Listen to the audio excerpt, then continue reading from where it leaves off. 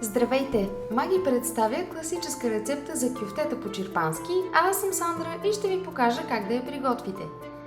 Най-напред половин килограм кайма, смес от телешко и свинско в равни количества, се поставя в купа и се подправя с сол, червен пипер, черен пипер, кимион и чубрица.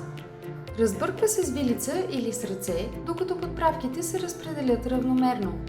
Щом каймата се смеси с подправките, ръцете се потапят в купичка с вода и от готовата кайма се оформят малки кюфтета. Те се оставят настрани в тавичка или плато. В тенджера се кипва вода и в нея се пускат едно по едно направените от каймата кюфтенца. 5 скилитки чесън се нарязват на ситно.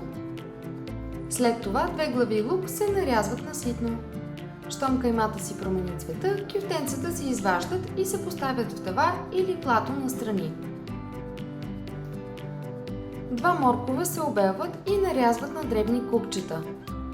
6 сварени и обелени картофа се нарязват на едри купчета.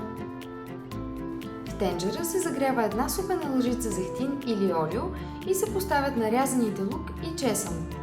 Разбъркват се, добавят се морковите и се оставят да се задушат. В тенджерата с зеленчуците се добавят и картофите. Разбърква се. Добавят се и 600 мл вода. Ястието се поръсва с 2 супени лъжици маги вълшебен вкус градински подправки. Сместа се разбърква и се оставя на котлона да къкри.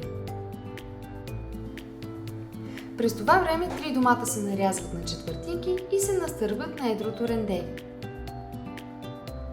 Рандосаните домати се изсипват в тенджерата при останалите продукти. Добавят се и 2 супени лъжици доматено пюре. Разбърква се и се оставя на котлона. Щом сместа заври, в нея се добавят и кюфтенцата.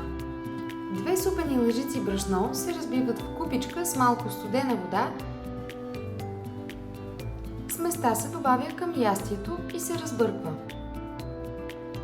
Докато ястието къкри на котлона, се нарязва на ситно пресен магдanoz. Кюфтетата по чирпански се сервират горещи.